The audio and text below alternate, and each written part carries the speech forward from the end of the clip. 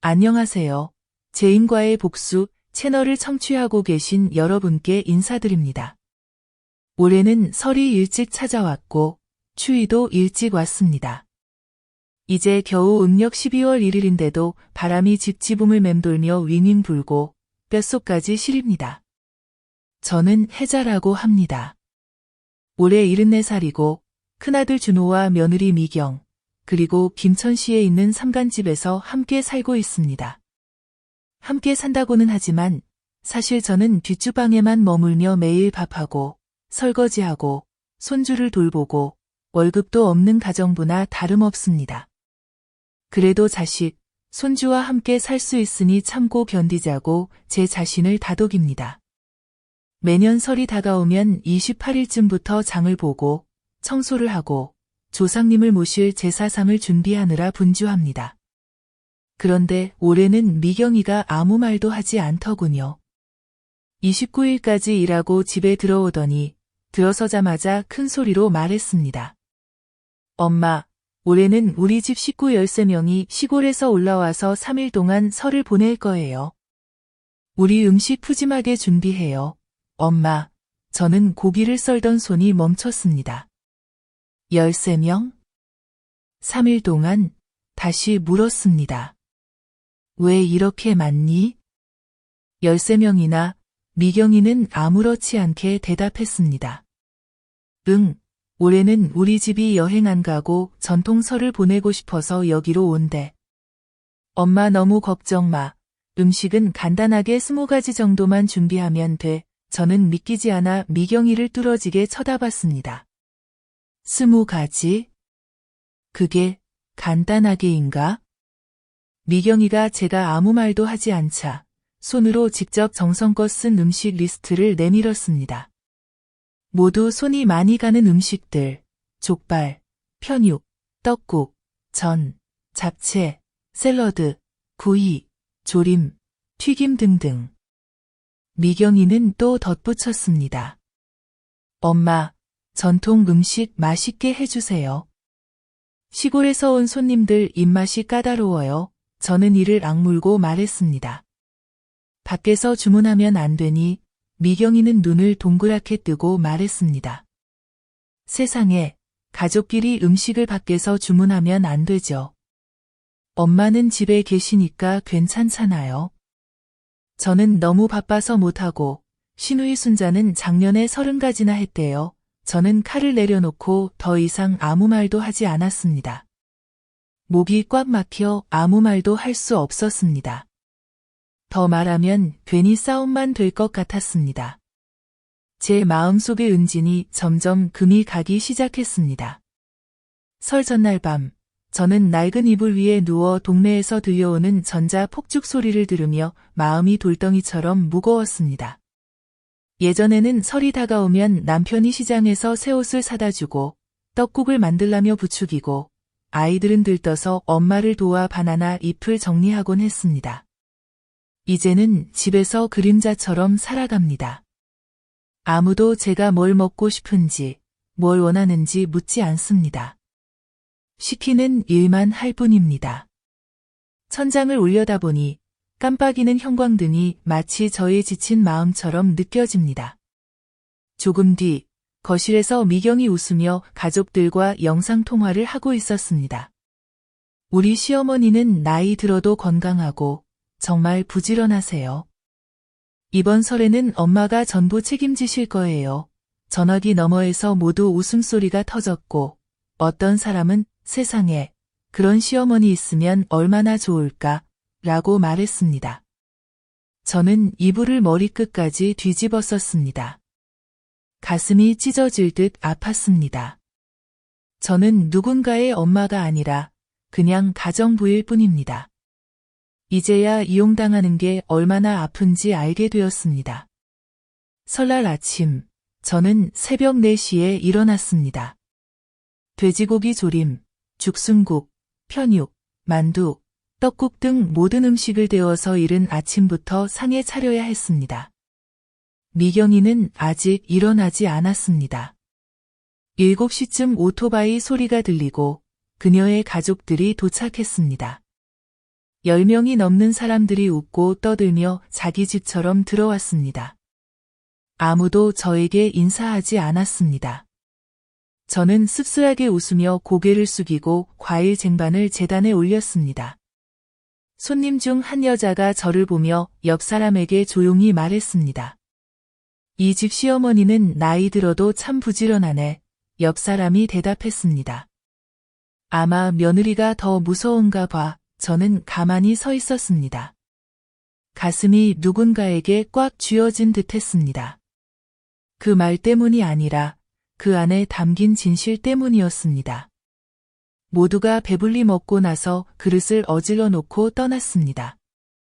미경이는 부엌에 들어와 저를 보며 말했습니다.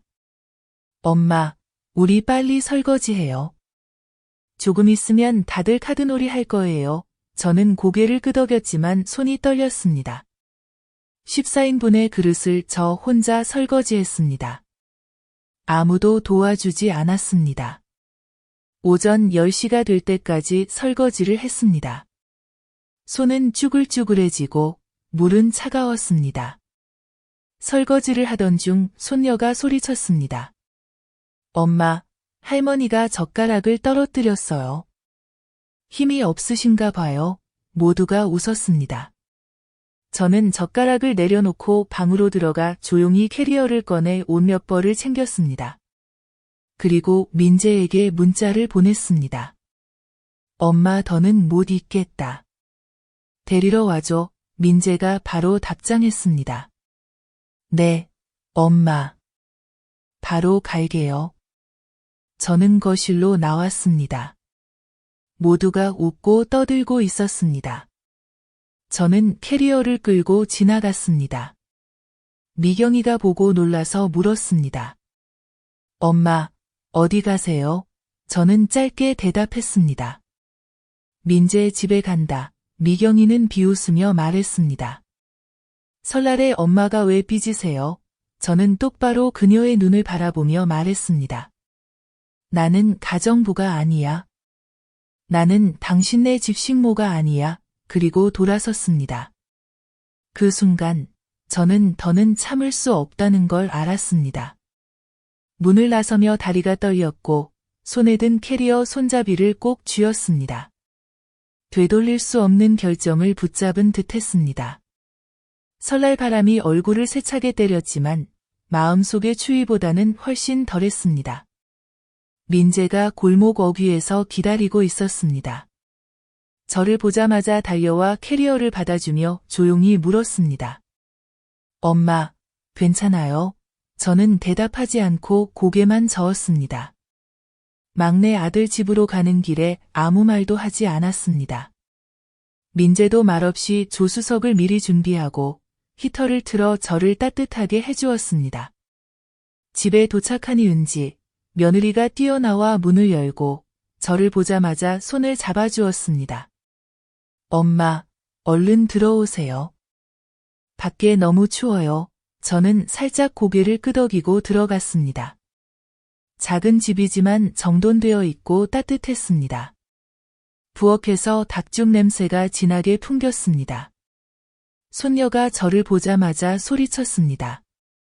할머니가 놀러 오셨다. 할머니, 여기로 오세요. 나는 소파에 앉아 마당을 바라보았다. 새해 첫 햇살이 가볍게 내리쬐고 민재가 뜨거운 차 한 잔을 내 앞에 따라주었다. 은지는 내 옆에 앉아 내 등을 살며시 쓸어주며 말했다. 엄마, 여기서 우리랑 같이 설수요. 아무 걱정하지 마세요. 나는 아이를 바라보며 마음이 요동쳤다. 바람소리처럼 조용히 한마디가 튀어나왔다. 엄마, 이제 더는 누구 시중 안 들어. 민재와 은지가 서로를 바라보더니 민재가 단호하게 말했다. 네, 엄마 아무것도 안 하셔도 돼요. 쉬세요. 이번 설은 엄마 거예요. 그 말이 내 마음속에 굳게 얼어붙었던 얼음을 산산이 깨뜨리는 것 같았다. 나는 울음을 터뜨렸다. 74, 처음으로 설이 내 것임을 느꼈다. 그날 저녁, 은지가 생선 매운탕을 끓이고 계란을 넣은 돼지고기 조림도 맛있게 만들었다. 온 가족이 둘러앉아 밥을 먹었다. 나는 더 이상 부엌에서 시중 들지 않아도 되었고 음식을 나르지 않아도 되었다. 민재가 내게 고기를 집어주며 말했다. 엄마, 많이 드시고 건강하세요. 손주가 제잘거렸다. 할머니, 밥 다 드시고 나서 저랑 윷놀이 해요. 나는 진심으로 웃었다. 그런데 눈물이 흘렀다. 설날 저녁, 나는 큰아들 준호에게 전화를 걸었다. 그는 아주 작은 목소리로 받았다. 엄마, 어디 계세요? 나는 대답했다. 민재네 집에 있어. 건강해. 이번 설엔 더 이상 밥 안 해. 잠시 침묵이 흐르더니 그가 말했다. 엄마, 죄송해요. 나는 그를 원망하지 않았다. 아들은 엄마가 모든 걸 챙기는 집에서 자랐다. 밥부터 옷까지 다 엄마가 해주는 게 당연했다. 그는 나쁘지 않다. 다만 너무 익숙해져 있었다. 은지와 미경은 달랐다. 은지는 알고 미경은 이용했다.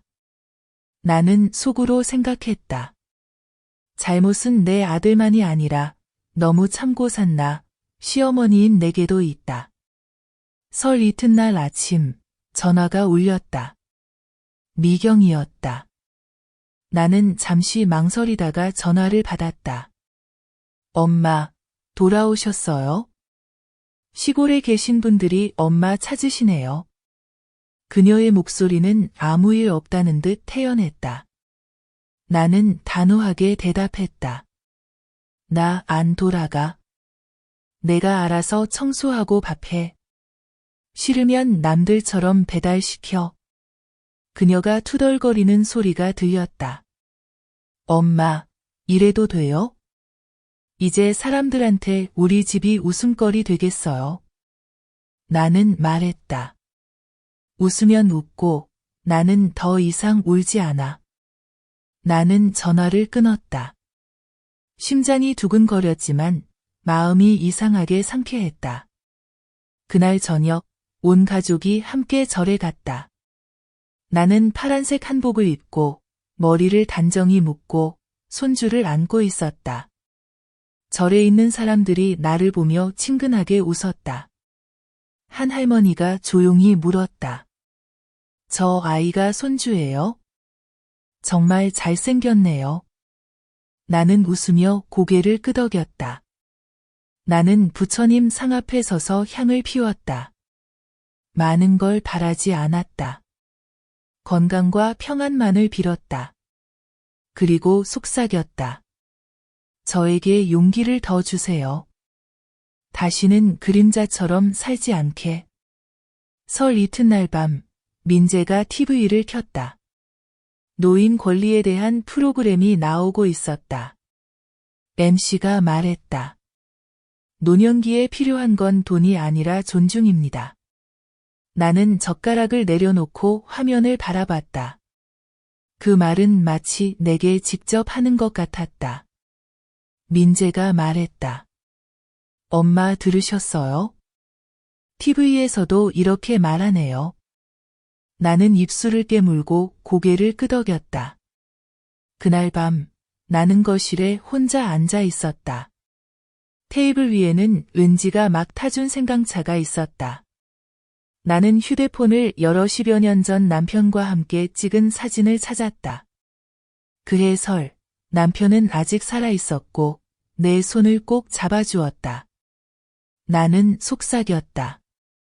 여보, 나 이제 떠나요. 더 이상 남의 집에서 일하는 사람처럼 살지 않을 거예요. 나는 가슴에 손을 얹었다. 나 다시 살아났어요, 여보. 설셋째 날 아침, 마당을 쓸고 있는데 전화가 울렸다. 은지가 부엌에서 뛰어나와 내게 전화를 건넸다. 엄마, 누가 전화했어요? 옛날 이웃 같은데요. 나는 전화를 귀에 대고 상대방 목소리를 듣자마자 가슴이 철렁했다. 준호네 옆집 선의였다. 혜자 씨, 이 소식 알려주려고 전화했어요. 오늘 아침 미경이네 집에서 큰 소동이 있었어요. 싸우는 소리, 탁자 부수는 소리도 들렸어요. 가족들이 돈 달라 시골로 물건 가져가겠다고 난리였어요. 나는 돌벤치에 앉았다. 심장이 쿵쾅거렸다. 그래서 어떻게 됐어요? 미경이가 문을 잠그고 준호를 마당에 가뒀어요. 준호가 문 열어달라고 소리쳤는데 내가 말리러 갔지만 나도 늙어서 힘이 없어요. 다른 가족들은 설에 여기 와서 시어머니 시중 들었는데 돈 안 나누면 뭐하냐? 고 소리치더군요. 듣기 거북해서 참다 전화했어요. 나는 감사 인사를 하고 전화를 끊었다. 마음이 복잡했다. 뭘 해야 할지 몰라 망설이고 있는데 이번엔 준호에게서 전화가 왔다. 엄마, 나 망했어요. 집안이 완전 엉망이에요.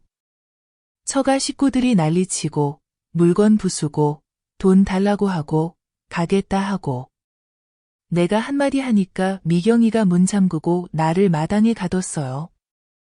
지금 골목 입구에 서 있는데 어디로 가야 할지 모르겠어요. 엄마, 나 집에 가도 돼요?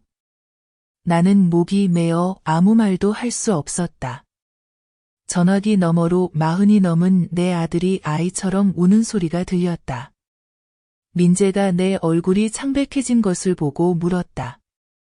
무슨 일이에요, 엄마? 나는 떨리는 목소리로 말했다. 엄마, 그 집에 가야겠다. 이번엔 끝까지 마주해야 해. 민재가 내 어깨에 손을 얹었다. 엄마, 내가 같이 갈게요. 나는 고개를 저었다. 아니야. 이번엔 내가 혼자 갈 거야. 더는 피하지 않을래. 30분도 안 되어 나는 내가 살았던, 시키는 대로만 하고 그림자처럼 살았던 그 집 앞에 섰다. 대문은 반쯤 열려 있었다. 나는 문을 밀고 마당 한가운데로 들어섰다.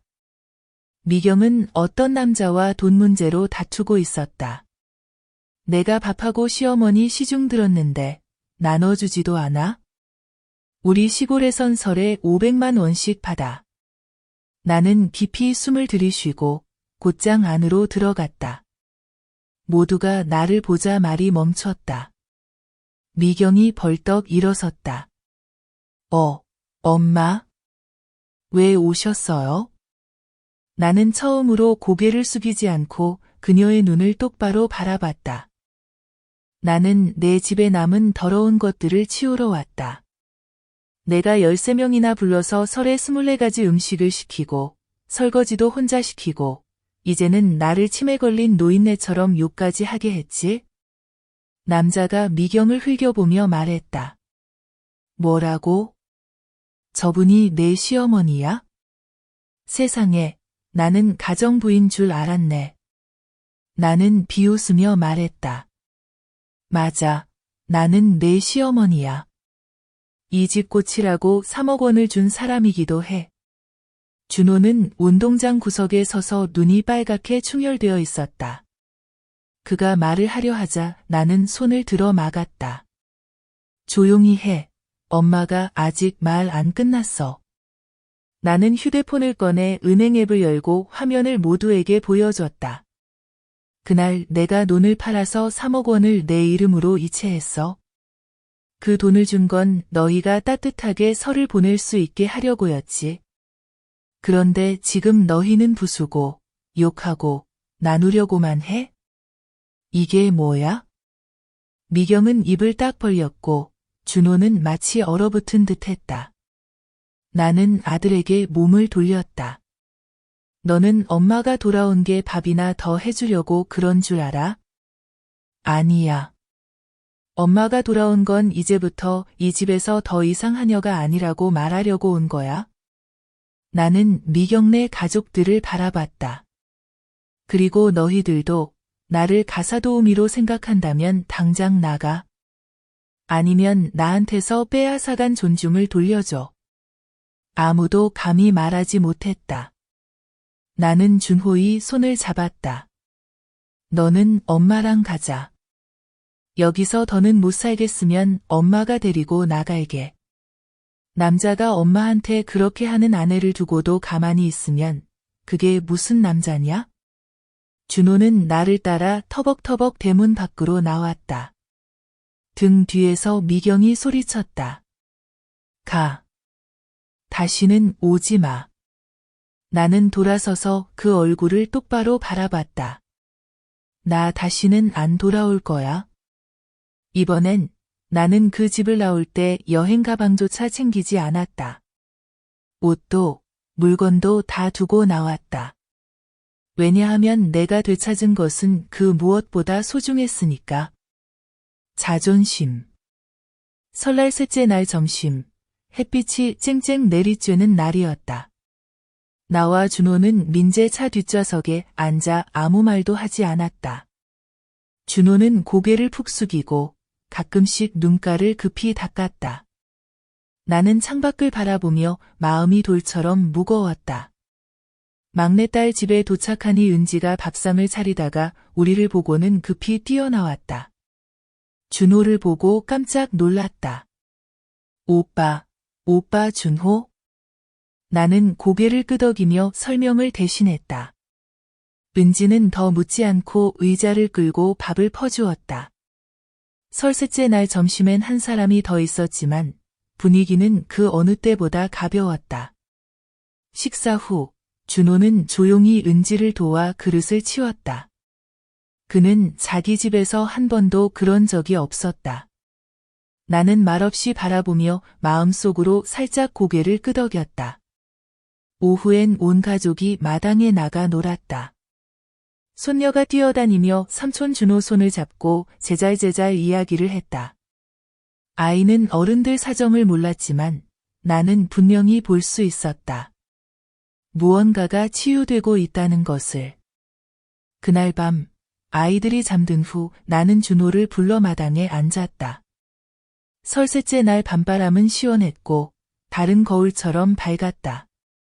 나는 차 두 잔을 따라 한 잔을 그에게 내밀었다. 마셔라, 아들아. 준호는 잔을 들었지만 손이 여전히 떨렸다. 엄마 나한테 화내지 마. 나는 한숨을 쉬었다. 엄마는 화난 게 아니야. 하지만 속상해. 내가 엄마를 지키지 못해서 속상해. 그는 고개를 숙였다. 미안해요. 나는 물었다. 이제 어떻게 할 거니? 그는 한참을 침묵하다가 말했다. 저 이 집에서 나갈 거예요. 다시는 그 집에 돌아가고 싶지 않아요. 엄마도 다시는 그런 대우받으며 살게 하고 싶지 않아요. 나는 그를 바라보며 목소리를 낮췄다. 부부 사이에 싸움이 없는 법은 없어. 하지만 한쪽이 다른 쪽을 하인 취급하면 그건 부부가 아니라 족쇄야. 준호는 고개를 끄덕이며 눈이 붉어졌다. 나는 말을 이었다. 넌 나쁜 아이가 아니야. 하지만 내가 모든 걸 남에게 맡기면 넌 그림자처럼 살게 돼. 엄마가 그렇게 살았으니 너까지 그러길 바라지 않아. 그는 울음을 터뜨렸다. 알아요. 그런데 어디서부터 시작해야 할지 모르겠어요, 엄마. 나는 그의 손을 꼭 잡았다. 내 핏줄에게 먼저 잘해주는 것부터 시작해. 잘못을 인정하고 다시 일어서는 것부터. 다음 날 아침, 준호는 일찍 나갔다. 임시로 방을 구할 거예요. 다 정리되면 엄마 모시러 올게요. 나는 말했다. 엄마 모실 필요 없어. 엄마 여기 있을 거야. 너 먼저 내 인생 챙겨. 그날 점심, 은지가 내 옆에 앉아 웃으며 말했다. 엄마, 알죠? 우리 남편이 예전엔 엄마가 준호 오빠만 편애한다고 생각했대요. 나는 씁쓸하게 웃었다. 그 애가 장남이라 엄마가 가장 많이 의지했으니까. 그래서 엄마가 다 떠맡는데 익숙해지게 만들었지. 저녁에 내가 옷을 개고 있을 때 민재가 들어와 휴대폰을 내밀었다. 엄마, 이거 봐요. 나는 받아들었다. 화면엔 지원 선생님이라는 이름으로 페이스북에 올라온 글이 보였다. 내가 동네 여성회장 할 때 알던 옛 지인이다. 혜자 씨, 내가 아는 가장 용감한 여자예요. 소리치지도 때리지도 않고 그냥 눈물 젖은 밥상에서 조용히 일어나 떠났을 뿐이에요. 그걸로도 이미 한 무리의 사람들을 고개 숙이게 만들었죠. 수천 번 공유되고 댓글이 가득 달렸다. 우리 시어머니도 저렇게 강해지셨으면 좋겠어요. 읽으면서 목이 메었어요. 설날은 남을 위해 봉사하는 날이 아니에요. 어른이 참고만 사는 게 아니라는 걸 보여주는 롤모델이세요. 나는 읽으며 마음이 뭉클해졌다. 내가 집을 나간 일이 영감이 될 줄은 몰랐다. 나는 그저 더는 참을 수 없었을 뿐이다. 하지만 알게 됐다. 작은 행동 하나도 누군가의 꺼져가는 희망의 불씨가 될 수 있다는 걸. 그날 밤 나는 집 현관에 앉아 손녀가 내 무릎을 베고 누웠다. 그 아이가 물었다. 할머니, 왜 슬퍼요? 나는 머리를 쓰다듬었다. 할머니 안 슬퍼. 그냥 할아버지가 그리워서 그래. 아이는 해맑게 웃었다. 다음에 할머니가 누굴 그리우면 나한테 꼭 말해요. 내가 안아줄게. 혼자 슬퍼하지 마요. 나는 웃음이 났다. 그래, 인생이란 이런 거다. 아이 하나가 더 이상 혼자 참지 않아도 된다는 걸 가르쳐주면 그걸로 충분하다. 그날 밤 나는 몇십 년 만에 처음으로 일기를 썼다. 내 이름은 혜자, 74세. 오늘 나는 아들 집에서 더 이상 공짜로 일하는 하녀가 아니게 되었다. 그리고 나는 후회하지 않는다. 설레째 날 오후, 나는 마당에서 잡초를 뽑고 있는데 전화가 울렸다. 내가 살던 동네의 반장이던 영자였다. 그녀의 목소리를 듣자마자 뭔가 일이 생긴 걸 알았다. 혜자 씨, 오늘 아침에 동네 반장들이랑 파출소 경찰이 언니네 옛집에 들렀다니까. 나는 괭이를 쥔 손에 힘이 들어가며 가슴이 쿵쾅거렸다. 어머, 무슨 일이에요? 누가 민원 넣었대. 미경이네 집이 불법으로 많은 사람을 모으고 시끄럽게 하고 공동 통로를 침범한다고. 우리도 동사무소 직원 따라서 내려갔지. 갔더니 그 집 식구들이 공무원이랑 말싸움까지 하더라니까. 나는 침을 꿀꺽 삼키며 조용히 물었다. 그래서 괜찮았어요? 영자는 비웃으며 말했다. 그 사람들 경고받고 바로 문서 작성까지 했대. 다시 그러면 행정처분도 받을 거라던데. 나는 전화를 끊고 마음이 복잡했다. 분명히 민재 진님을 알았다. 예전에 민재가 말한 적이 있다. 엄마가 이를 키우고 싶지 않으면 내가 처리할게. 설마 진짜로 그렇게 할 줄은 몰랐다. 저녁에 민재가 집에 들어와 내가 말없이 앉아있는 걸 보고 다가왔다. 엄마, 들으셨어요? 나는 고개를 끄덕였다. 왜 그렇게 했니? 민재는 내 옆에 앉으며 단호하게 말했다. 엄마가 계속 참으면 사람들이 엄마가 다 견딜 수 있다고 생각해요. 난 엄마가 억지로 참고 명절마다 놀림거리가 되는 걸 더는 볼 수 없어요. 나는 아들을 바라보며 안쓰럽고 애틋한 마음이 들었다. 나는 그저 참고 견디는 것이 가정의 평화를 지키는 길이라 생각했었다. 하지만 참으면 참을수록 남들은 더 넘보게 된다는 걸 알았다. 다음 날 오후 미경에게서 전화가 왔다. 이모네 식구들이 너무 화가 났어요. 자기네가 혼나고 벌금도 내고 창피도 당했다고. 이모가 경찰에 신고한 거라고 생각해요. 나는 단호하게 말했다. 나는 신고 안 했어. 하지만 내가 또 모여서 소란 피우면 다른 사람이 신고할 거야. 이번 일은 교훈 삼아. 기억해. 미경은 한동안 말이 없더니 전화를 끊었다. 아직도 분이 안 풀린 걸 알지만 나는 그게 중요하지 않았다. 내가 원하는 건 그들이 두려움을 갖는 것이었다.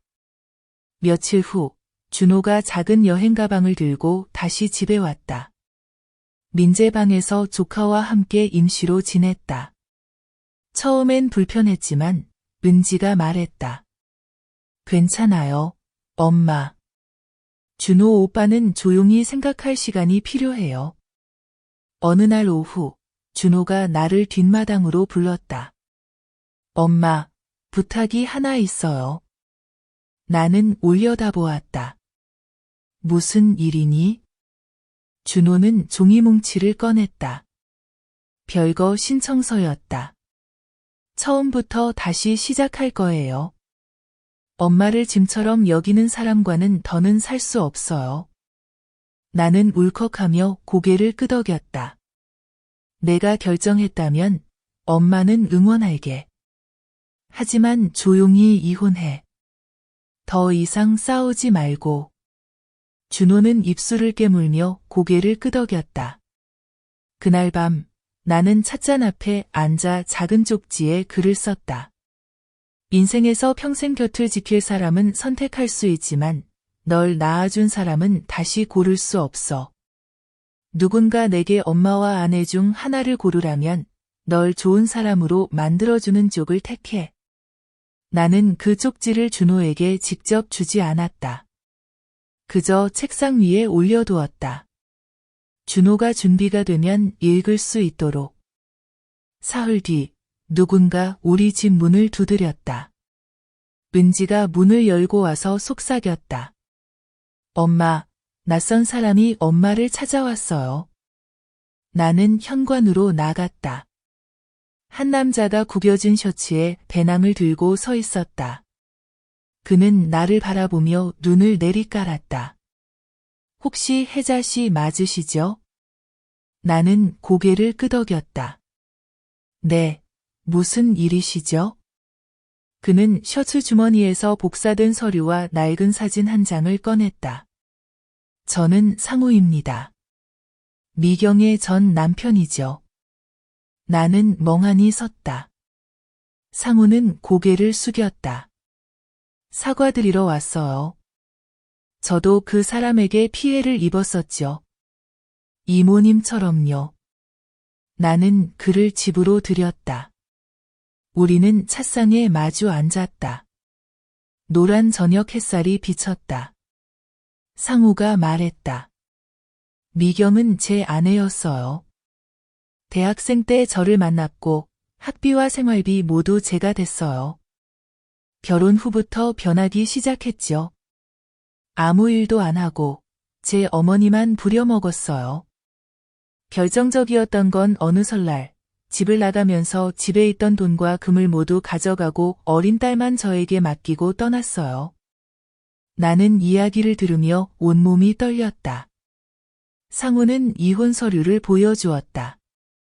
성격 차이로 이혼, 아내가 집을 나감이라고 적혀 있었다.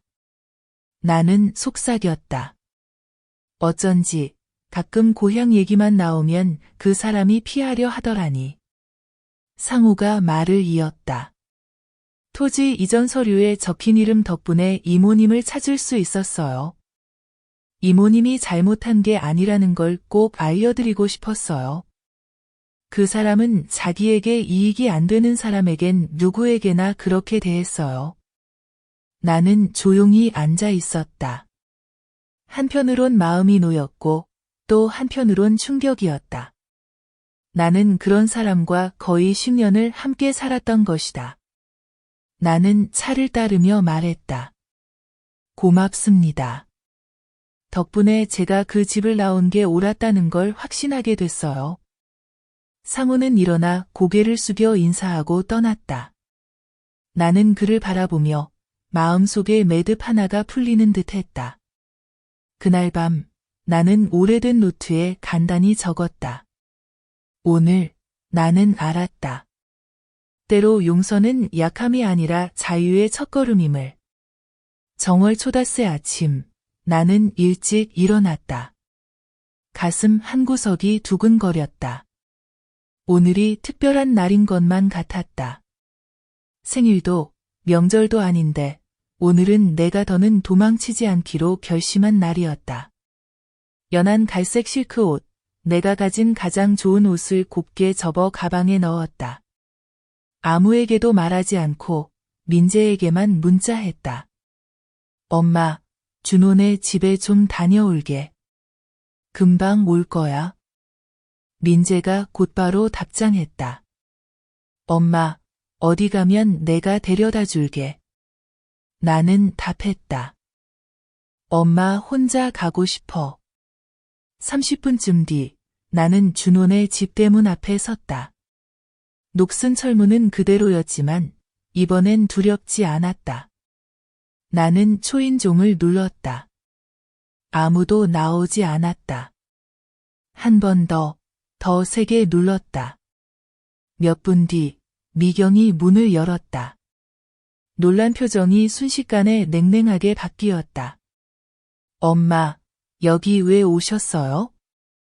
나는 대답하지 않고 문을 밀고 곧장 들어갔다. 집안은 엉망이었다. 의자는 흐트러져 있고 식탁엔 과자 껍질과 사탕 포장지가 가득했다. 미경네 가족 몇 명이 아직도 거실에 모여 앉아 누워있거나 시끄럽게 떠들고 있었다. 나는 집 한가운데 서서 큰 소리로 말했다. 오늘은 확실하게 이야기하러 왔어요. 미경이 팔짱을 끼고 고개를 갸웃했다. 뭔데, 이렇게까지 일을 키우세요? 나는 몸을 돌려 한 사람씩 손가락질하며 말했다. 동현, 설날 첫날에 내가 음식을 짜게 했다고 했지? 그런데도 고기조림 2그릇을 다 먹었잖아. 복순이는 옆에서 샐러드를 무치고 나더러 1시간 동안 망고를 깎으라고 했지.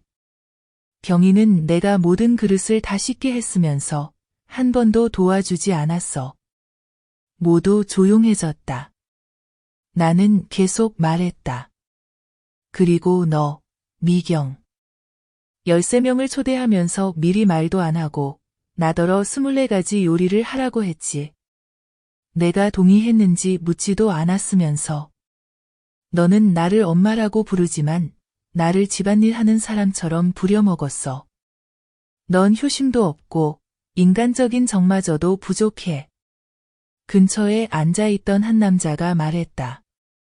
엄마, 그렇게 말씀하시면 저희가 억울해요. 엄마는 어른이고 엄마가 우리를 사랑하니까. 나는 그를 바라보며 말했다. 내가 나이 들었다고 해서 바보는 아니야. 내가 조용했던 건 참았기 때문이야. 이제는 더 이상 참지 않아. 나는 주머니에서 서류 뭉치를 꺼내 테이블에 올려놓았다.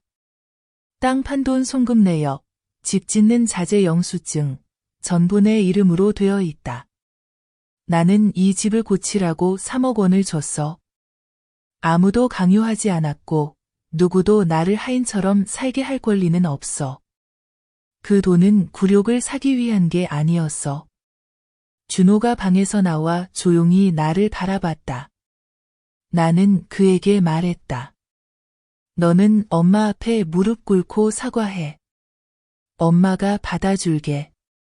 하지만 행동하지 않으면 그 사과는 쓰레기일 뿐이야. 그는 고개를 숙였다. 엄마, 나 알아. 지금 이혼 절차 밟고 있어. 나는 미경을 바라봤다. 나는 내 사과가 필요하지 않아. 내가 멈추는 게 필요해. 미경은 얼굴이 빨개지며 억지로 말했다. 나는 그저 가족이 즐겁길 바랐을 뿐이야. 엄마가 이렇게 가버리면 모두가 창피해. 나는 그녀의 눈을 똑바로 바라봤다. 나는 체면을 잃더라도 평생 무시받으며 사는 것보단 낫다. 이 한마디에 집안이 침묵에 잠겼다. 나는 문 쪽으로 걸어가 마지막으로 말했다. 나는 다시 돌아오지 않을 거야.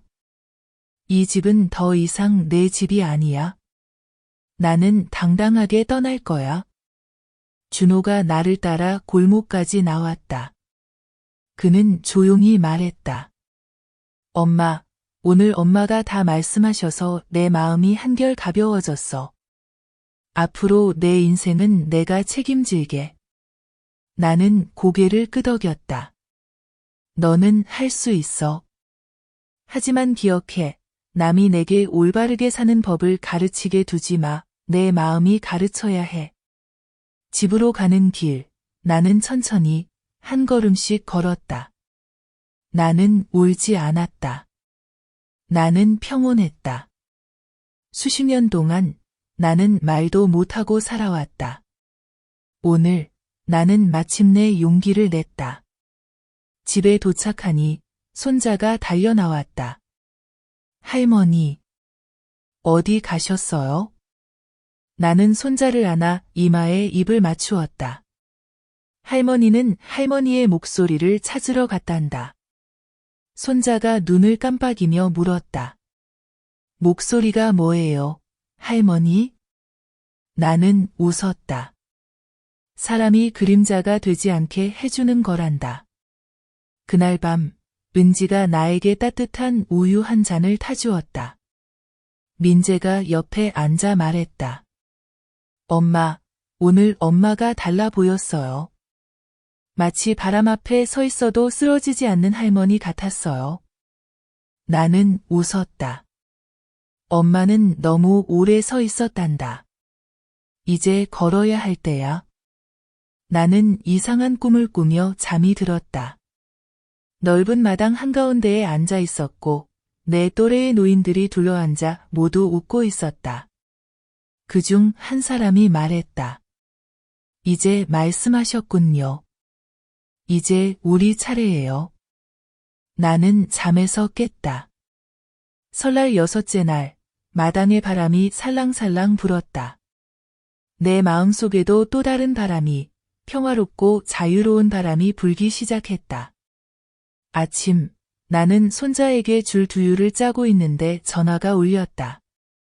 낯선 번호, 서울 번호였다. 잠시 망설였지만 전화를 받았다. 안녕하세요, 혜자 할머니. 저는 중앙일보 기자 민입니다. 잠깐 시간 내주실 수 있을까요? 나는 찡그리며 물었다. 어떻게 내 번호를 알았죠?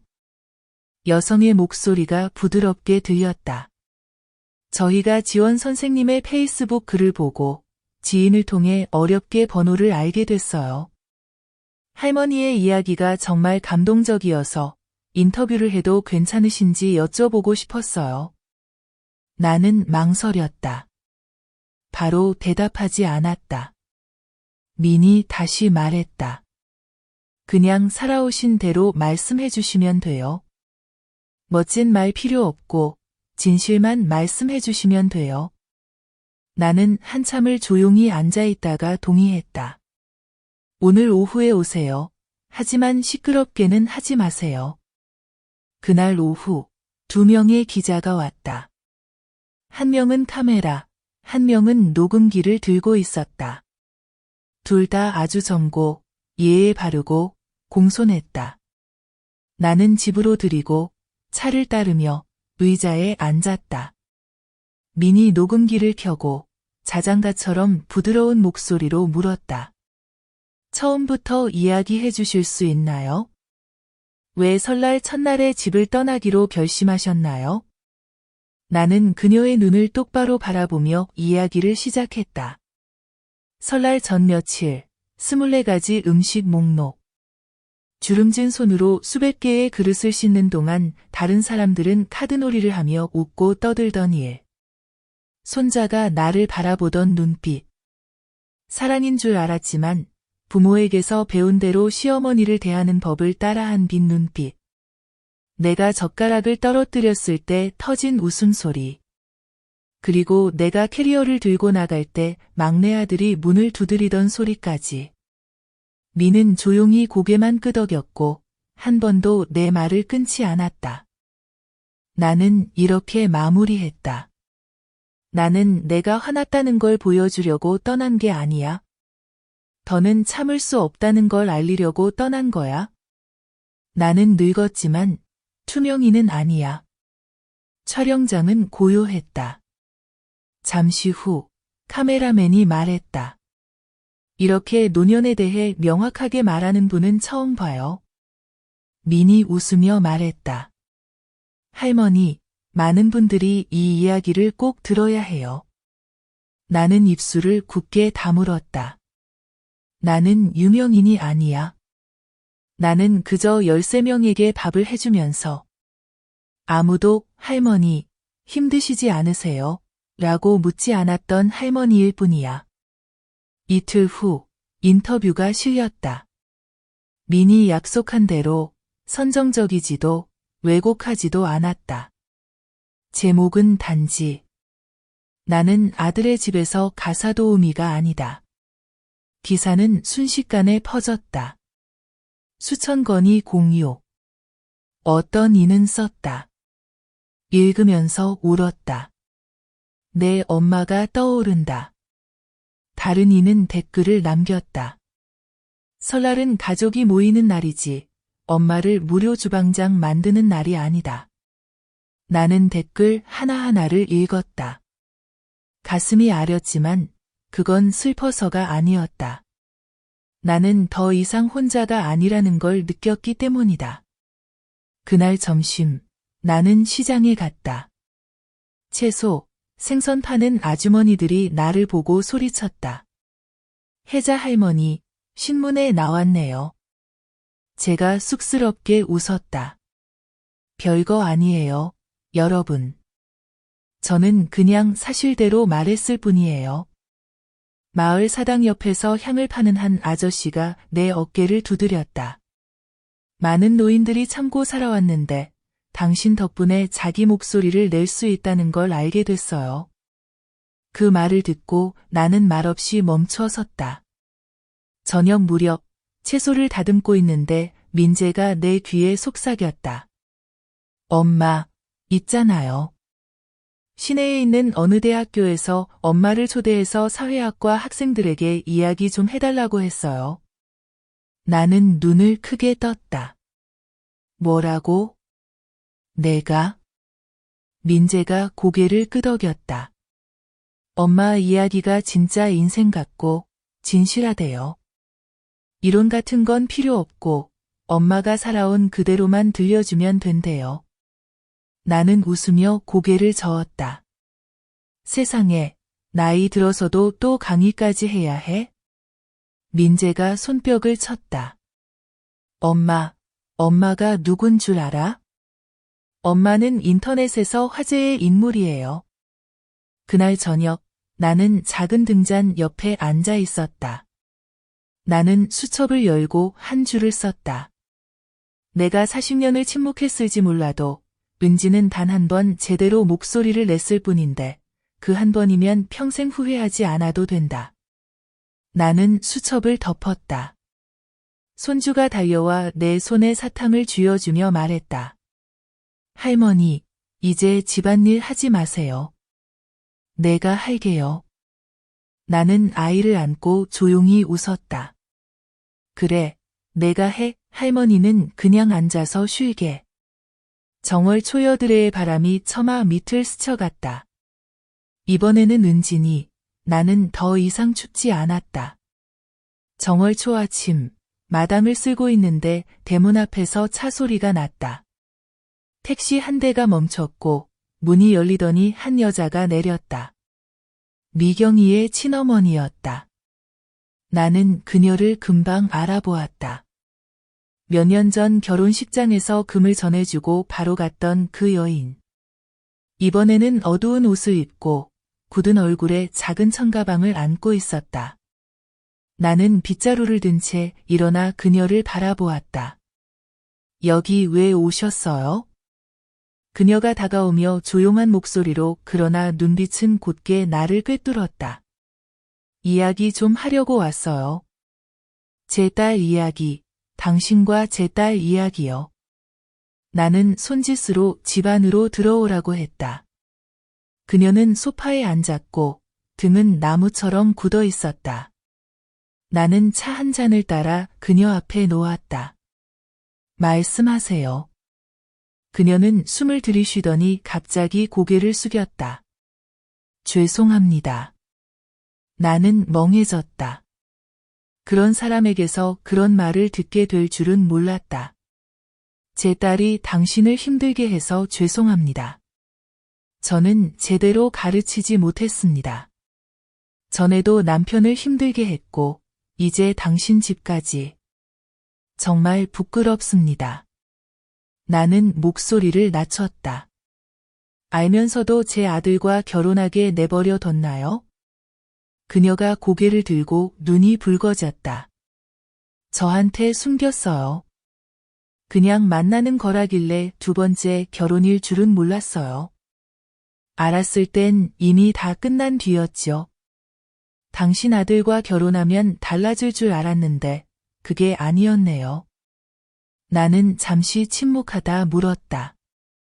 이제 와서 사과하러 온 거예요? 그녀는 고개를 저었다. 만약 당신이 고소할 생각이면 저는 막지 않겠어요. 다만 은진이 부탁인데 제발 일을 크게 만들지 말고 감옥에 보내지 말아주세요. 어쨌든 두 아이의 엄마니까요. 나는 쓴웃음을 지었다. 자기 아이 생각하면서 정월초하루에 나한테 연례상 차리라고 시켰나요? 그녀는 다시 고개를 숙이며 가방을 만지작거렸다. 변명할 생각은 없어요.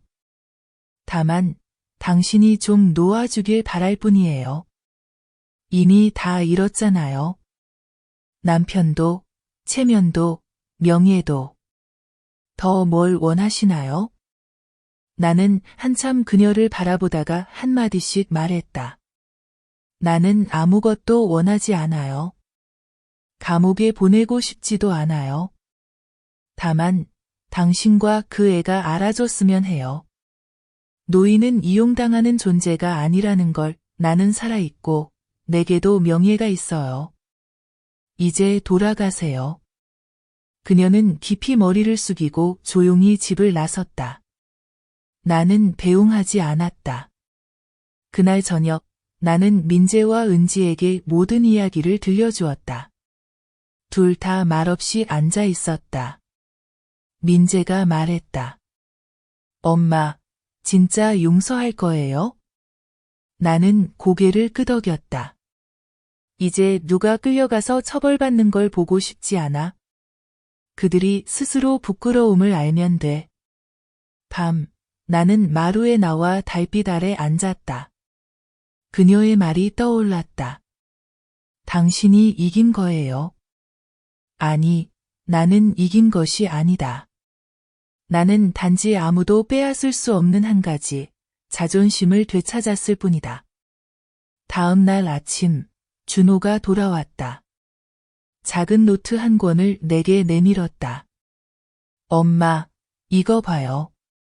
나는 노트를 펼쳤다. 노년의 집이라는 프로젝트 초안이었다.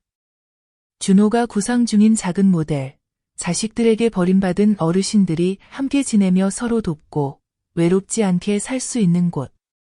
나는 아들을 바라보며 말문이 막혔다. 이걸 내가 만든 거야? 준호가 고개를 끄덕였다. 엄마가 집을 나간 뒤로 내 자신이 너무 비겁하게 느껴졌어요. 뭔가 속죄하고 싶었어요. 엄마를 기쁘게 해드릴 수는 없지만 엄마 같은 분들을 도울 수는 있어요.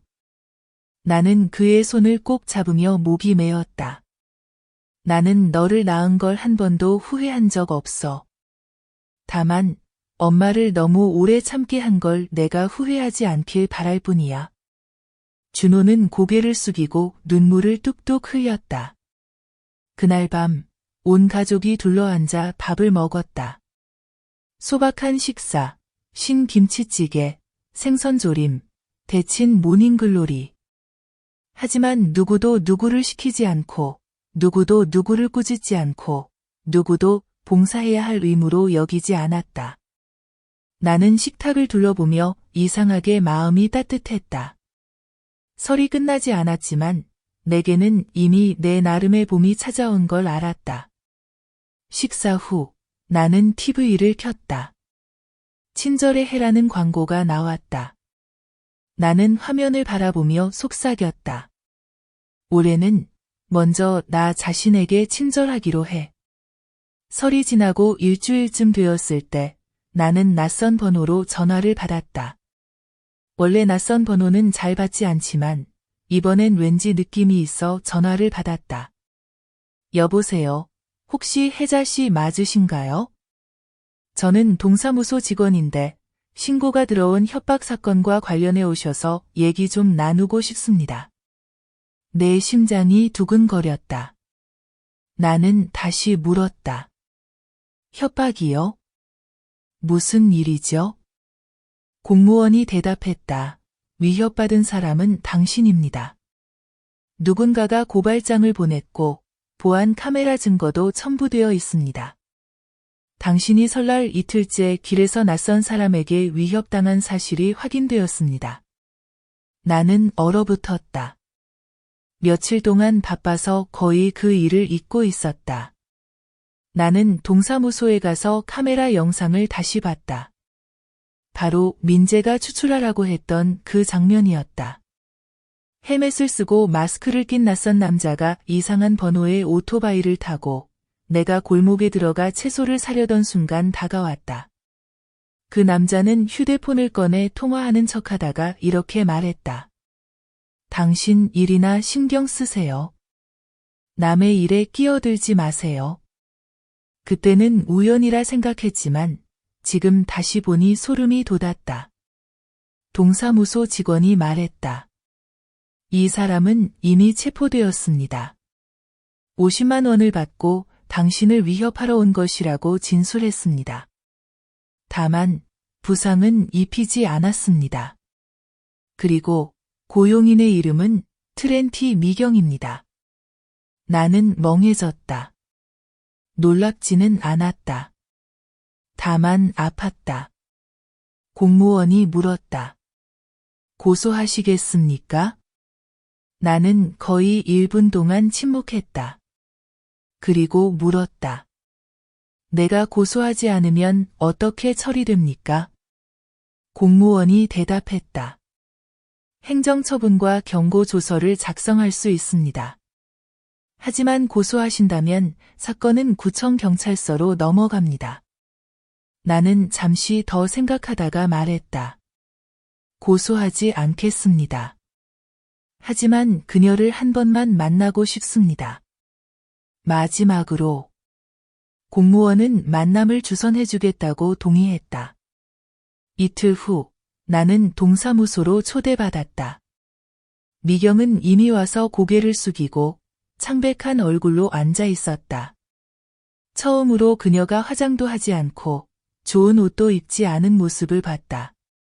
나는 들어가서 그녀를 똑바로 바라봤다. 내가 사람을 시켜서 나를 위협하게 했니? 그녀는 침묵했다. 나는 책상을 내리쳤다. 내가 묻고 있다. 내가 사람을 시켜서 나를 위협하게 했니? 그녀는 울음을 터뜨렸다. 엄마, 미안해요. 그때 너무 혼란스럽고 엄마가 나를 망신 줄까봐 모든 걸 잃을까봐 무서웠어요. 엄마가 신고할 줄은 몰랐어요. 나는 차갑게 말했다. 내가 신고한 게 아니다. 내 아들이 했다. 이번에는 내가 그를 막지 않을 거다. 그녀는 두 손에 얼굴을 묶고 오열했다. 나는 공무원을 바라봤다. 고소는 안 하겠지만 조서에 명확히 남기고 싶습니다. 앞으로 또다시 이런 일이 있으면 끝까지 고소할 것입니다. 공무원은 고개를 끄덕이고 조서를 작성했다. 나는 서명하고 일어나 미경을 향해 말했다. 나는 너를 용서한다. 내가 용서받을 자격이 있어서가 아니라 더 이상 내 인생의 하루도 너를 생각하는데 쓰고 싶지 않아서다. 나는 방을 나왔다. 뒤돌아보지 않았다. 복도를 시원한 바람이 불어왔다. 나는 마치 마지막 문을 지나 과거를 닫아버린 듯한 기분이었다. 그날 오후, 준호가 나를 찾아왔다. 엄마, 이제 다 알았어. 미안해. 내가 더 일찍 깨닫지 못해서. 엄마가 강하지 않았다면 아마 나는 아직도 그 집에 앉아 내게 아내와 가족이 있다고 믿고 있었을 거야. 나는 그의 어깨에 손을 얹었다. 잘못을 알았으면 고치면 된다. 그게 엄마가 바라는 전부다. 그 외엔 아무것도 필요 없다. 그는 주머니에서 서류 뭉치를 꺼냈다. 이혼 서류를 제출했어. 다음 주에 법원에 가야 해. 두 아이는 내가 키울 거야. 나는 물었다. 힘들지 않니? 그는 고개를 저었다. 쉽지 않아. 하지만 변호사가 도와주고 있어. 내가 하는 이유는 내 아이들을 사랑하기 때문이고 엄마에게 한 번이라도 제대로 서는 모습을 보여주고 싶어서야. 나는 그를 안았다. 몇 달 만에 처음이었다. 내 소심했던 아들이 이제는 바르게 사는 법을 배웠음을 느꼈다. 그날 밤 나는 손주를 데리고 공원에 갔다. 손주는 자전거를 타고 돌았고 나는 하늘을 바라보며 앉아 있었다. 옆에 앉은 할아버지가 물었다. 손주랑 오셨어요? 나는 고개를 끄덕였다. 네, 손주랑, 그리고 예전에 나와 함께요. 한때 잊고 살았던 나와요. 할아버지가 웃었다. 그럼 이제 다시 찾으셨네요? 나는 말했다. 다시 찾았을 뿐만 아니라 이제는 꼭 붙잡고 살 거예요. 그날 밤 온 가족이 잠든 후 나는 일기를 썼다. 노트의 첫 페이지를 다시 펼쳤다. 내 이름은 혜자, 74세. 오늘부로 나는 더 이상 무료 가사 도우미가 아니다. 나는 글을 읽으며 울컥했다. 바로 그때 전화가 울렸다. 익숙하지만 저장하지 않은 번호였다. 전화를 받으니 낮고 굵은 남자 목소리가 들렸다. 혜자 씨, 저예요. 병철입니다. 예전에 남편분 친구였던. 나는 멍해졌다. 이 이름은 10여 년 전 내 기억에서 거의 지워졌던 사람이었다. 신문에서 혜자 씨 소식을 보고 겨우 번호를 찾았어요. 요즘 어떻게 지내세요? 나는 경계하면서도 예의 바르게 답했다. 잘 지냅니다. 고마워요. 병철 씨는 잠시 침묵하다가 말했다. 예전에 남편분 장례식에 갔었어요. 혜자 씨가 제단 앞에 딱 서 있었죠. 얼굴은 굽고 손은 떨면서도 손님에게 차를 따르던 모습이 기억나요. 나는 조용히 웃었다. 익숙해졌죠. 여자로 살다 보면 아파도 숨겨야 할 때가 많잖아요. 병철 씨가 머뭇거렸다. 그냥 안부가 궁금해서 전화드렸어요. 기회가 된다면 차 한 잔 대접하고 싶어요. 아무 뜻은 없고 그냥 나이 든 사람끼리 이야기나 하려고요. 나는 바로 답하지 않았다. 작은 방을 둘러봤다. 벽에는 활짝 웃는 손주 사진, 선반에는 다 먹지 못한 설날 과일잼 단지들이 있었다. 나는 말했다. 고마워요. 하지만 아직은 때가 아닌 것 같아요. 병철 씨가 부드럽게 웃었다. 이해해요. 괜찮아요. 언제든 생각나면 연락 주세요. 나는 전화를 끊고 마음이 약간 흔들렸다. 남자가 안부 전화를 해서가 아니라 이 나이에도 내가 선택할 수 있다는 사실을 깨달아서였다. 뭘 요리할지, 뭘 입을지뿐만 아니라 어떻게, 누구와 살아갈지도 내가 선택할 수 있다는 사실을. 다음 날, 나는 택배를 받았다. 보낸 사람 이름은 없었다. 상자를 열어보니 연보라색 실크 목도리와 작은 쪽지가 있었다. 내가 아는 가장 용감한 여성에게 늘 따뜻하길 바랍니다. 나는 조심스럽게 목도리를 만졌다. 누가 보냈는지 알 것 같았지만 답장은 하지 않았다. 거절도 약속도 하지 않았다. 그저 조심스럽게 접어 침대 머리맡 서랍에 넣었다. 내가 한 번은 이겨냈다는 것을 상기시키는 의미로. 그날 오후 준호가 다시 나를 찾아왔다.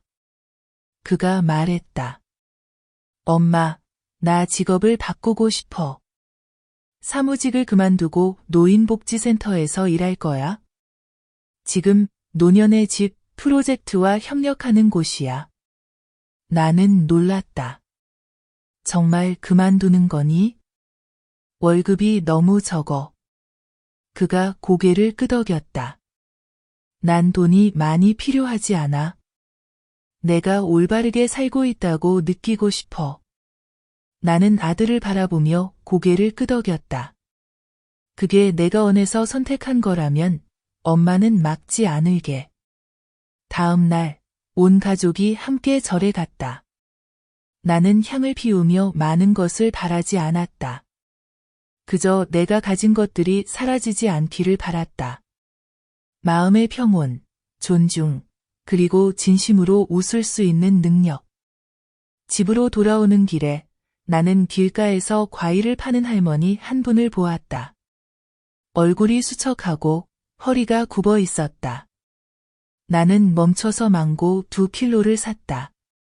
할머니, 몇 시부터 파셨어요? 할머니는 떨리는 목소리로 대답했다. 새벽 5시부터야. 다 팔면 집에 가지. 나는 할머니의 손을 잡고 5만 동을 더 드렸다. 할머니, 일찍 쉬세요. 한낮엔 더우니 오래 앉아 계시면 안 돼요. 할머니는 믿기지 않는 듯 나를 바라보았다. 고마워요. 정말 착하시네요. 나는 미소 지었다. 저도 예전에 할머니처럼 앉아 있었어요. 이제야 알겠어요. 아무도 영원히 바닥에 머물러 있어서는 안 된다는 걸. 집에 돌아와 나는 손주에게 할머니 이야기를 들려주었다. 아이는 가만히 앉더니 말했다. 서연이 세뱃돈으로 할머니 과일 사드릴래요? 나는 아이를 품에 안았다. 아이들은 사람의 정으로 가르치면 바르게 자란다. 그날 밤 나는 다시 일기를 썼다. 나는 썼다. 오늘 나는 74살이다. 나는 더 이상 그림자가 아니다. 나는 작은 등불이다. 누군가의 길을 비출 수 있을 만큼. 그리고 다짐했다. 나는 꺼지지 않으리라.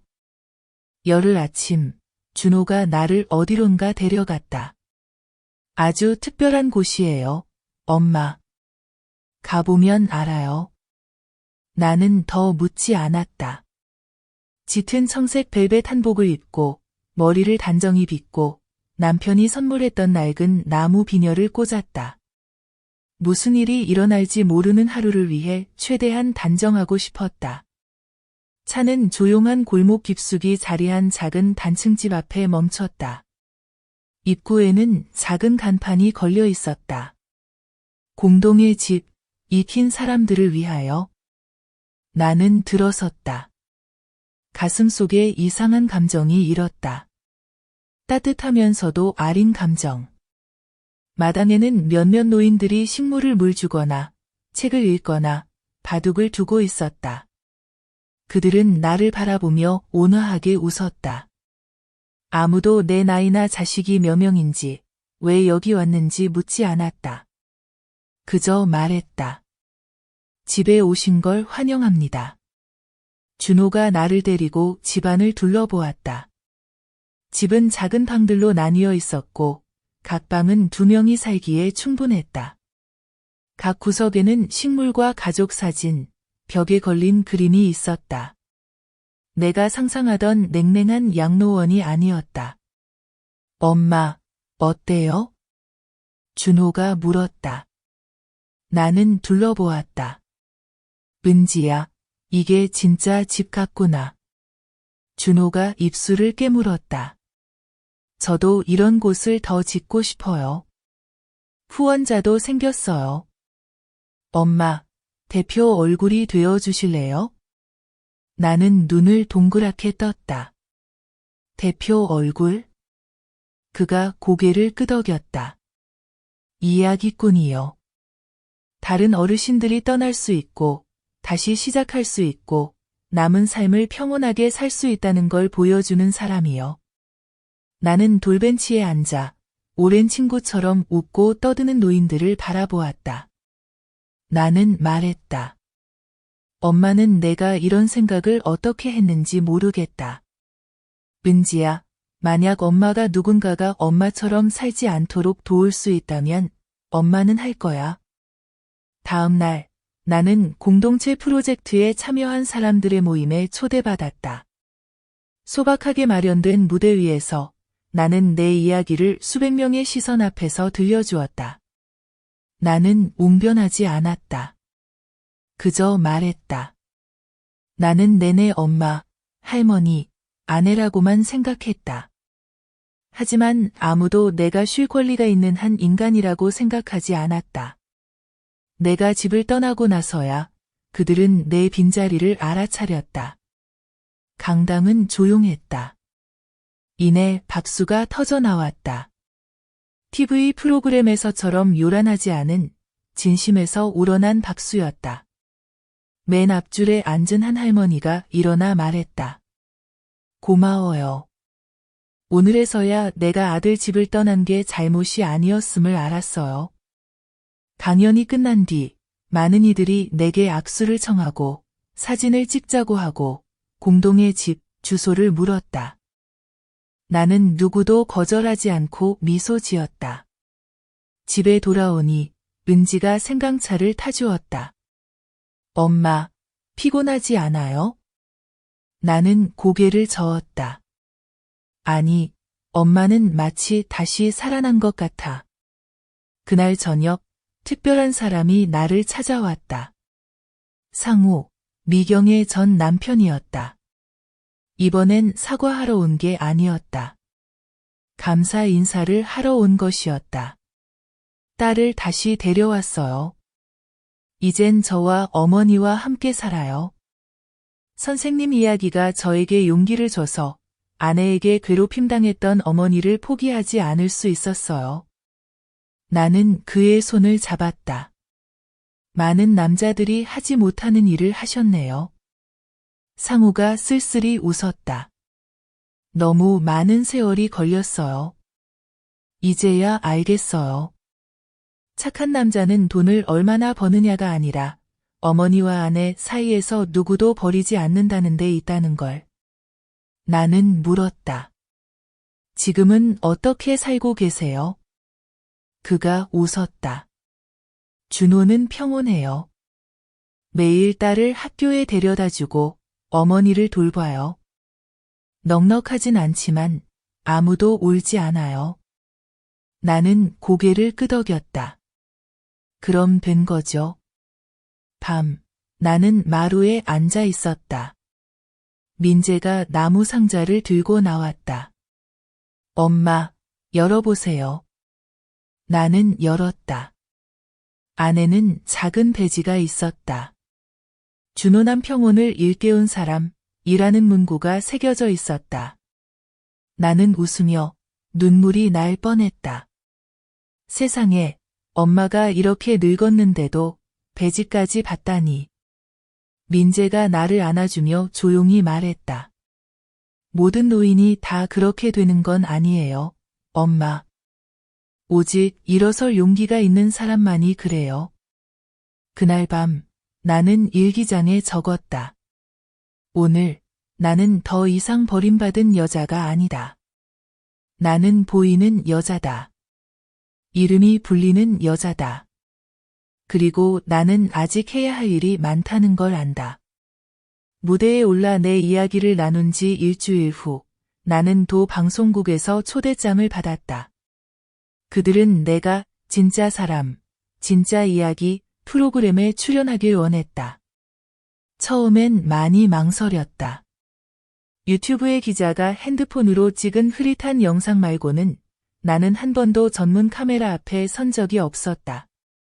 민재와 은지가 말했다. 엄마, 거창한 말 할 필요 없어요. 그냥 엄마가 살아온 그대로 이야기하면 돼요. 나는 밤새 고민하다가 고개를 끄덕였다. 녹화 당일, 나는 연한 회색 아우자이를 입고 10년 넘게 신은 낡은 신발을 신었다.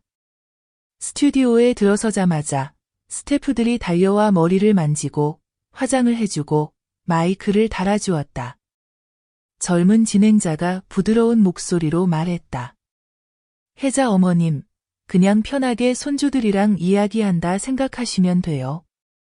나는 자리에 앉았다. 조명이 얼굴을 비췄다. 좀 눈부셨지만 괜찮았다. 카메라가 켜지고 나는 이야기를 시작했다. 그해 설날, 나는 24가지 음식을 만들었어요. 혼자서 아침부터 저녁까지. 나에게 배고프냐고 묻는 사람도, 좀 쉬라고 말하는 사람도 없었어요. 진행자는 조용히 듣고 있었다. 나는 내가 캐리어를 들고 집을 나섰던 순간, 막내 집 앞에 서서 손이 떨렸던 순간을 이야기했다.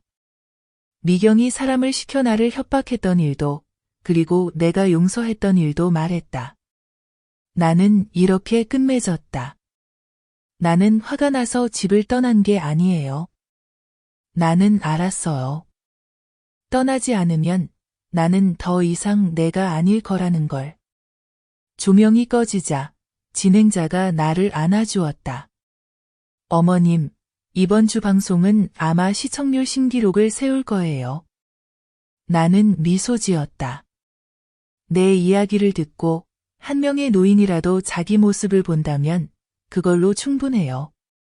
이틀 후 방송이 나갔다. 내 전화는 쉴 새 없이 울렸다. 옛 친구, 이웃, 심지어 모르는 사람들까지 연락해왔다. 한 할머니가 멀리 남부에서 전화를 했다. 떨리는 목소리로 말했다. 혜자씨, 나 방송 보면서 울었어요. 마치 내 인생을 다시 사는 것 같았어요. 나는 화면 속 웃고 말하는 내 모습을 보았다. 하지만 마음 깊은 곳에서는 단 한 가지를 느꼈다.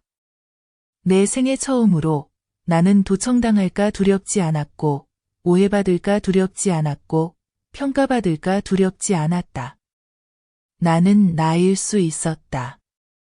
다음 날, 준호가 나를 함께하는 집에 데려다 주었다. 하지만 이번엔 방문이 아니라 첫 수업을 시작하기 위해서였다. 내 반에는 10명의 노인들이 있었다. 자식에게 버림받은 사람, 구걸했던 사람, 막 이사 온 사람. 교재는 없었다. 나는 그냥 앉아서 물었다. 오늘 누구 고민 있으신가요? 영숙이라는 할머니가 울음을 터뜨렸다. 딸이 3년째 집에 안 와요.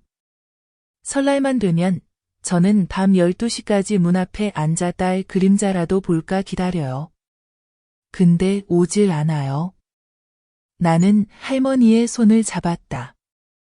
그럼 올해는 문 앞에 앉지 않으셔도 돼요. 어디든 가실 수 있어요. 이를테면 여기, 이야기를 들어줄 사람들이 있는 이곳에 오시는 거죠. 준호라는 할아버지가 말했다. 아내가 죽었을 때 자식들이 저를 묘지에 못 가게 했어요. 시간 낭비라면서요. 그 후로 저는 아내 이름을 입에 올리지 못했어요. 나는 물었다. 아내분 이름이 뭐예요? 할아버지는 목이 메어 대답했다. 혜순이요. 나는 자리에서 일어나 또렷하게 말했다. 우리 함께 말해요. 혜순 씨, 준호 할아버지는 여전히 당신을 기억하고 있어요. 모두가 따라 말했다. 준호 할아버지는 울었다. 그 눈물은 시원한 눈물이었다. 수업이 끝나고 나는 분명히 알 수 있었다. 노인들이 말하고 서로 들어줄 줄 알게 되면 더 이상 두렵지 않다는 것을. 그날 밤 나는 썼다. 오늘 나는 남들에게 말하는 법을 가르쳤다. 하지만 사실은 내가 다시 살아가는 법을 배우고 있었다. 그들이 흘린 눈물 한 방울, 한 방울이 내 기억 속 상처를 닦아주었다. 창문 너머로 바람이 살랑 불었다. 어디선가 풍경 소리가 은은히 들렸다. 삶이 나에게 전하는 감사의 인사 같았다.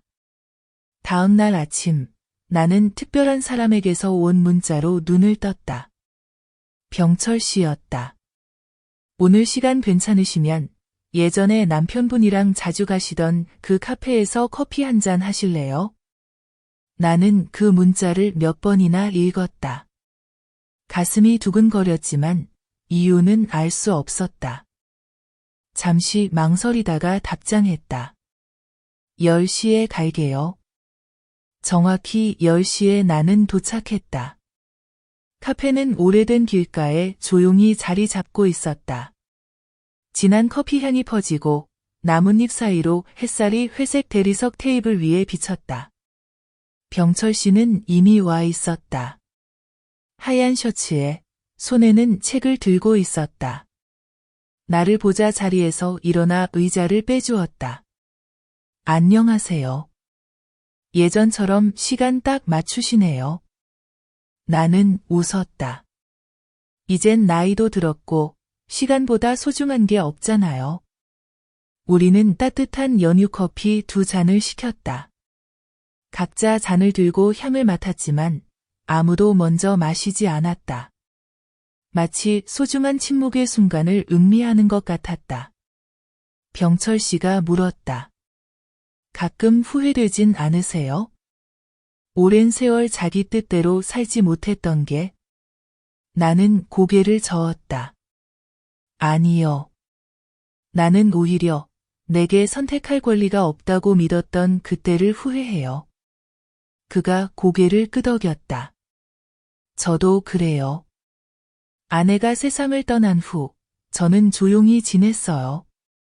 누군가가 늙어서도 바람둥이라고 할까봐 누구와도 가까워지지 못했죠.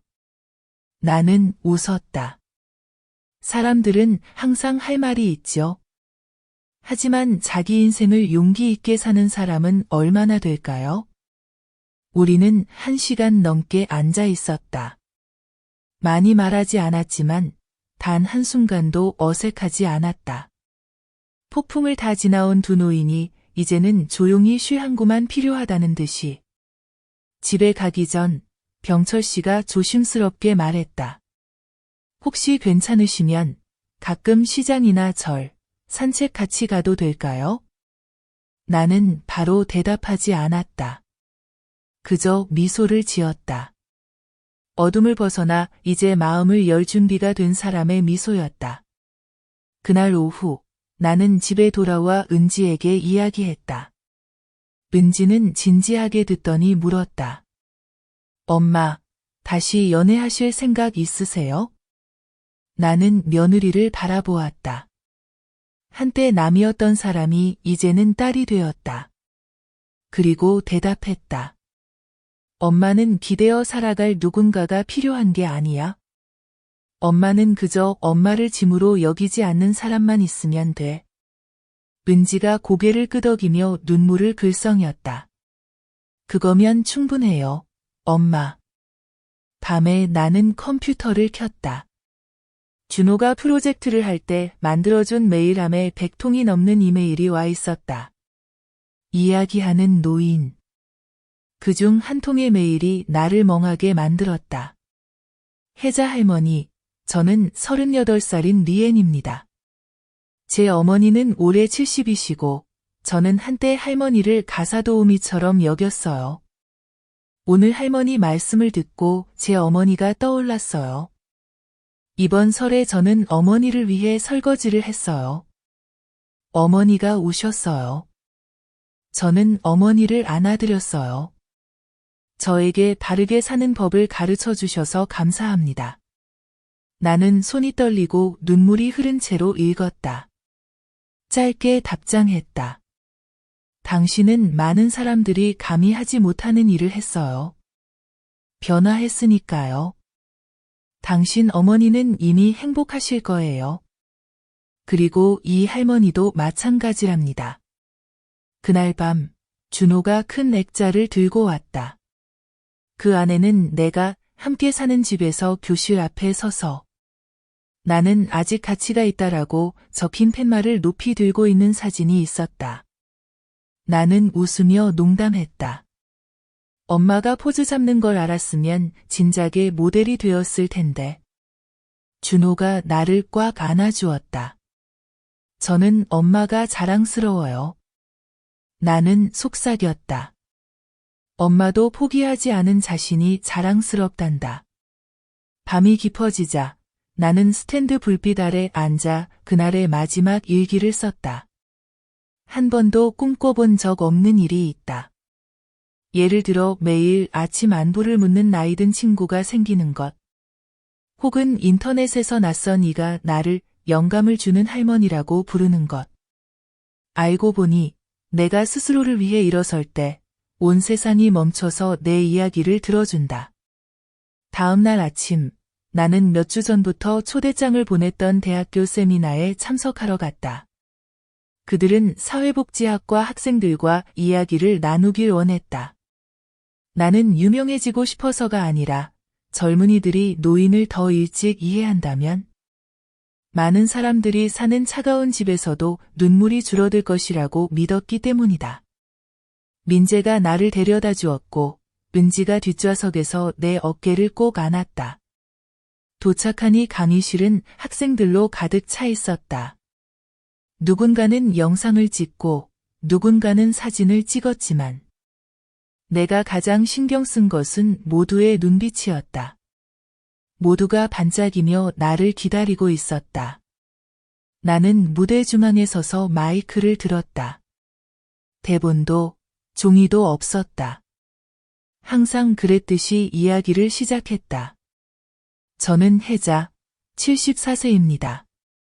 한때는 넓은 집, 많은 식구, 풍성한 밥상에서 살았지만 지금 내가 있는 소박한 방보다 더 추웠습니다. 왜냐하면 거기선 아무도 나를 한 인간으로 보지 않았기 때문입니다. 여학생 몇 명이 고개를 숙이고 눈시울을 붉혔다. 나는 계속 말했다. 저는 인내가 좋은 것이라 생각했어요. 하지만 40년을 참고 나서야 알았죠. 사람들은 내가 더 이상 물러서지 않을 때에야 멈춘다는 걸. 한 학생이 일어나 물었다. 할머니, 설날에 집을 나간 걸 후회한 적 있으세요? 나는 주저하지 않고 답했다. 후회하죠. 더 일찍 떠나지 않은 걸. 강의실이 웃음바다가 되었다가 곧 조용해졌다. 남학생이 말했다. 저희는 고령화, 돌봄 모델만 배웠지. 노인에게도 참을성의 한계가 있다는 건 아무도 가르쳐주지 않았어요. 나는 고개를 끄덕였다. 그래요. 엄마가 떠난 뒤에야 그걸 배우지 않도록 하세요. 강연이 끝나고 학생들이 몰려와 사진도 찍고 사인도 요청했다. 조금 어지러웠지만 마음은 솜털처럼 가벼웠다. 돌아오는 길에 민재가 물었다. 엄마, 기분이 어때요? 나는 웃었다. 엄마는 한 번도 꿈꿔보지 못한 걸 해냈어. 누군가가 자기 삶을 다시 생각하게 만드는 사람이 된 거야. 그날 밤 나는 옷장을 열고 오래된 물건들을 꺼냈다. 내 웨딩드레스, 남편의 손편지, 아이들 어릴 적 사진들. 모두 침대에 펼쳐놓고 천천히 바라보았다. 추억하려는 게 아니라 과거에게 말하고 싶어서였다. 나는 모든 순간에 진심으로 살았어. 나는 병철 씨에게 전화를 걸었다. 그의 목소리는 여전히 따뜻했다. 혜자 씨, 오늘 어때요? 나는 대답했다.